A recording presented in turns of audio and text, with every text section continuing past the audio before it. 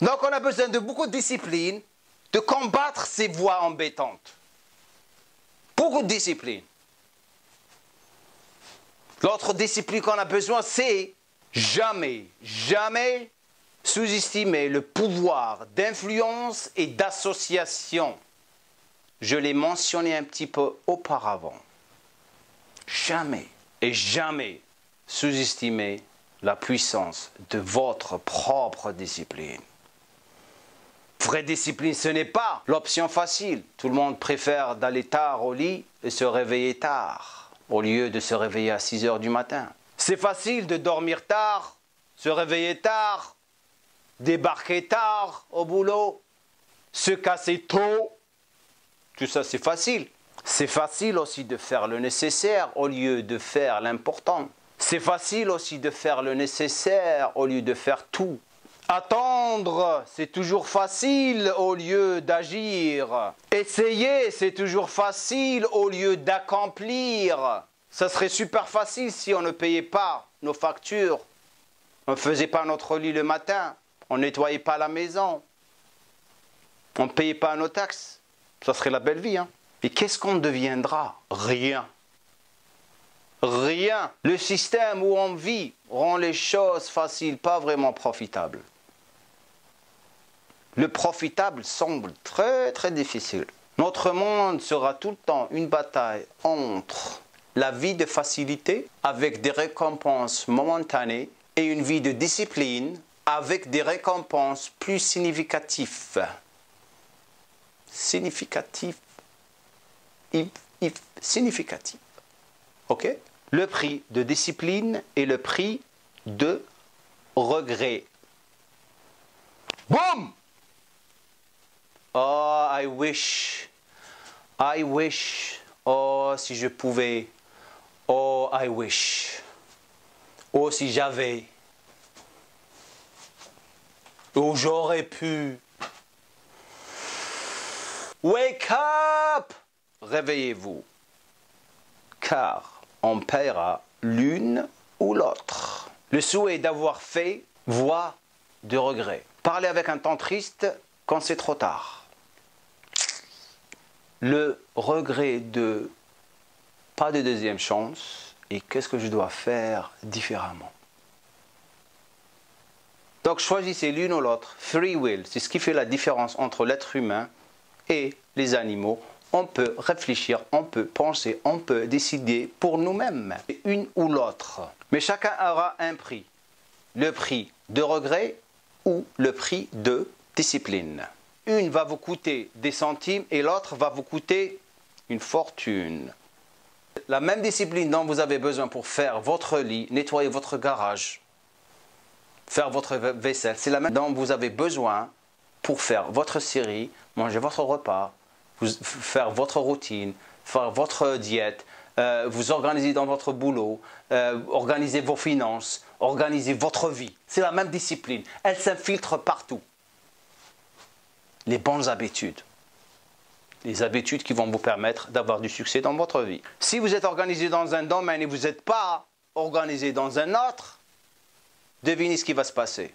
Comme je vous ai dit auparavant, l'histoire de la tasse de café, descendre aux escaliers, les mauvaises habitudes s'infiltrent et détruisent les bonnes habitudes. C'est simple. Et tout le monde qui est en train de me regarder maintenant le sait.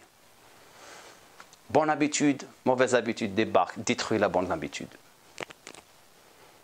On le sait tous, hein? C'est pour ça qu'on est ici en train d'essayer de vous aider à détruire ces mauvaises habitudes.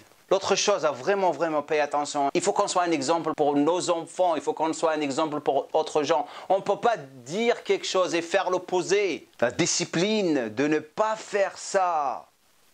On juge les gens sur leurs croyances, on juge les gens sur leur action. Ça me tue tout le temps, ça. Qui on est? Il faut se discipliner sur ça aussi. On fait les choses, spécialement les parents. Nous, les parents, il faut qu'on change. On dit à nos enfants de ne pas regarder la télévision et là, on est en train de regarder la télévision. On dit à nos enfants de ne pas aller sur Facebook. Là, on est sur Facebook en train de poster des conneries, en train de rigoler, en train de perdre du temps. Du temps qui est très très important dans notre vie. On parle de se remettre en bonne santé, on achète toute la mauvaise bouffe. On la ramène à la maison, on la mange, et après on se dit « Ah, il faut que je me remette en santé ». On fait tout ça sans réaliser que pour chaque effort discipliné, une récompense multiple et énorme. Juste le faire. Toute chose de valeur nécessite des soins et de l'attention. Tout le temps, les choses de valeur nécessitent des soins et de l'attention. De l'attention et de la discipline. Par exemple, les enfants, ils ont besoin de discipline, ils ont besoin de structure, ils ont besoin de limites pour se reconnaître, pour savoir wrong and right, bon et mauvais. La même chose pour nos pensées. Il faut qu'ils soient disciplinés. Si on n'a pas des pensées disciplinées, on va se perdre. Il faut avoir des limites, des frontières où on a un code de comportement. Très important. Sinon, nos pensées vont être quoi? Confondues. Avec des pensées confondues, on va être confondus, c'est-à-dire perdus dans la vie. Et les pensées confondues produisent des résultats confondus. Sérieux. On n'arrive pas à vraiment réfléchir comment organiser ça. Exemple, regardez encore autour de vous les choses qui vous entourent. Pensez. En ce moment, votre environnement, peut-être la vaisselle n'est pas faite, faites-la. La poussière de la télévision, essuyez-la. Peut-être que vous vous êtes disputé avec quelqu'un et vous êtes tellement en colère et que votre ego vous pousse à ne pas parler à cette personne. Allez leur parler, changez ça. Ça, c'est une discipline à faire. Vous allez vous sentir encore mieux. C'est pour ça que lorsqu'on se dispute avec quelqu'un, on est dans une humeur terrible, mais dès qu'on fixe tout, on est heureux encore.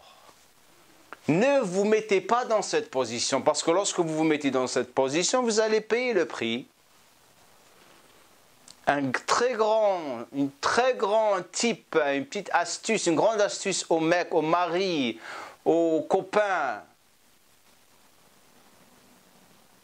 de ma part, tout le temps, votre femme, soyez d'accord avec elle. Même si vous êtes dans une situation où elle a tort, c'est cool. Elle a raison. Pourquoi? La paix. La paix.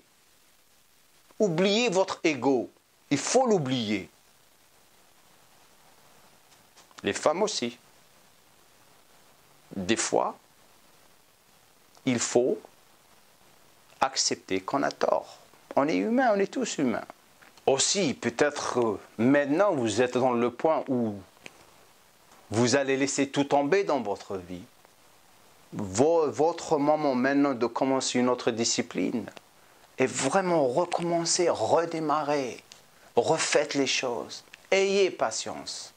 Discipline, discipline, discipline imposée. C'est une super chose. Imposez-vous cette discipline. Votre vie, ma vie, va servir soit comme un exemple ou un avertissement. Simple. Un avertissement sur les conséquences de la négligence, manque d'ambition et de direction, ou un exemple de un super talent. Avec une discipline imposée et des objectifs intensivement poursuivis. Les nouvelles lois de votre nouvelle vie. Jamais commencer une journée sans la terminer.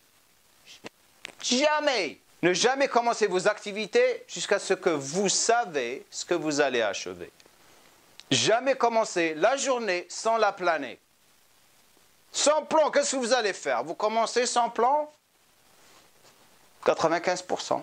Pensez, à chaque fois que vous voulez faire ça, je suis resté avec les 95%. Je veux bouger avec les 5% qui sont en train de rigoler, faire ça. On a toutes ces opportunités que les 95% ne peuvent pas, ou n'arrivent pas à avoir. On les a. Donc, et faites ça chaque jour. Chaque jour. C'est pas un jour, vous le faites et un jour, vous ne le faites pas. Planez votre journée. Il faut savoir ce que vous allez achever. Il faut le savoir. Et lorsque vous maîtrisez l'art de la journée, qu'est-ce que vous faites? Vous attaquez la semaine. Et lorsque vous maîtrisez la semaine, qu'est-ce que vous faites? Vous maîtrisez le mois. Et lorsque vous maîtrisez le mois, plan, objectif, vous achevez ce que vous allez faire, maîtrisez l'année. Les objectifs à longue distance, mais sans la journée, la semaine, le mois, pas d'année. Il y a des gens qui commencent à être pas réalistiques. Ils commencent à se jeter dans la semaine, dans le mois. Fini la journée. Plus importante, la chose la plus importante. Ça prend du temps. Et en plus, vous allez bosser plus intelligemment, pas dur. Plus intelligemment, c'est ça le secret. Le secret de la réussite, c'est bosser intelligemment, pas dur. C'est-à-dire, vous n'êtes pas stressé, vous êtes plus organisé. Et si vous êtes dans une situation où vous êtes, je ne suis pas un boss d'une compagnie, déléguez, donnez les choses aux autres. Il faut bien déléguer, il faut bien les organiser. C'est tout. Une chose très très importante, à chaque fois qu'on décide de faire un peu moins qu'on peut, ça affecte notre confiance, très important. Ça m'est arrivé à moi. Sérieux. Pensez à ça. La confiance va commencer à descendre. Toujours faire plus. Toujours. It's a fact. C'est un fact, si ça se dit en français. Et le problème, c'est qu'à chaque fois qu'on fait moins, on revient à zéro. Donc, on faut toujours faire plus, mais intelligemment.